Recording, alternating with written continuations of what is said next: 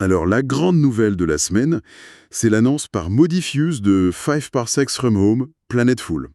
On a décortiqué ça dans notre article, et c'est beaucoup plus qu'une simple suite. Ah oui, clairement. La question qu'on se pose tous, c'est est-ce qu'Ivan Sorensen peut vraiment réussir ce pari fou de fusionner un wargame tactique avec un jeu de gestion 4X? Le tout en solo. C'est ça. C'est un peu le saint graal du genre, ou alors la recette pour une usine à gaz monumentale. C'est exactement la bonne question. Parce qu'on quitte le modèle qu'on connaît bien, tu vois, celui de la petite bande de mercenaires. Qui erre de planète en planète, ouais, voilà. Là, le jeu nous dit « stop ». Vous êtes chez vous, maintenant. Enfin, si vous survivez, bien sûr. Le but, c'est de prendre un caillou hostile et d'en faire une colonie pour la Unity of Humankind. Mais s'installer concrètement, ça veut dire quoi? J'imagine que ça va plus loin que juste construire une cabane. Surtout avec cette intro qu'on décrivait, avec l'alarme qui hurle et des sauriens psioniques à la porte. Ah bah beaucoup plus loin. C'est là que le virage 4X, explore, expand, exploite, exterminate, prend vraiment tout son sens. Il s'agit plus seulement de survivre à la prochaine fusillade. Non, il faut construire des trucs, j'imagine. Exactement. Des labos, des défenses, des ateliers. Il y a un véritable arbre technologique.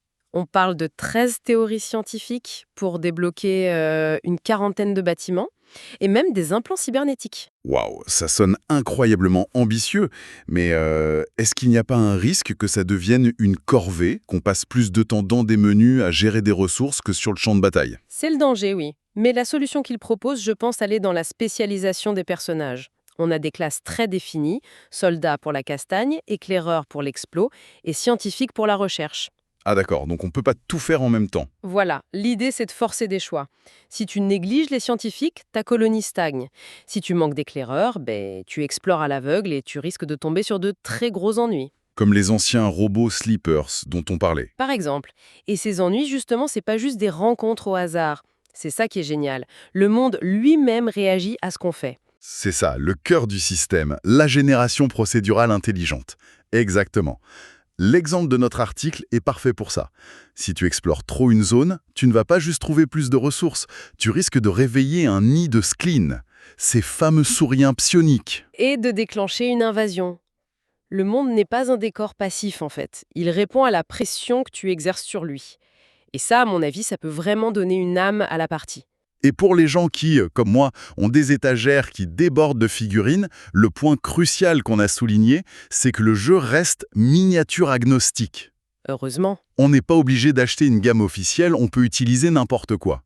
On a même blagué sur le fait d'utiliser des Lego pour dire à quel point c'est flexible. Et l'autre détail, la cerise sur le gâteau narratif, comme on l'a appelé, c'est de pouvoir importer ces anciens personnages de 5 Parsecs. Ah, ça c'est génial! J'adore cette idée de retraite active sur une planète dangereuse. J'imagine mon vieux mercenaire couvert de cicatrices qui pensait enfin se poser et qui doit gérer la construction des latrines tout en chassant des bestioles. C'est une touche narrative brillante, ça crée un lien tout de suite. Complètement. Bon, concrètement, il va falloir être un peu patient quand même.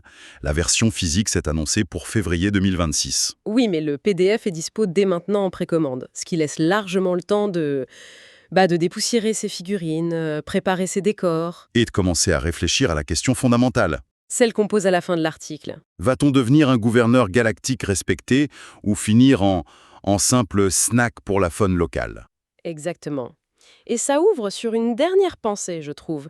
Au-delà des blasters et de la stratégie, le vrai défi, c'est quoi? C'est de devoir construire un foyer dans un univers qui se génère de manière imprévisible. Qu'est-ce que ça dit de nos propres priorités face à l'inconnu finalement? Voilà. Surtout quand, comme on le suggère à la fin, le danger le plus immédiat et le plus douloureux, ça pourrait bien être de simplement marcher sur un dé à quatre faces, en pleine nuit.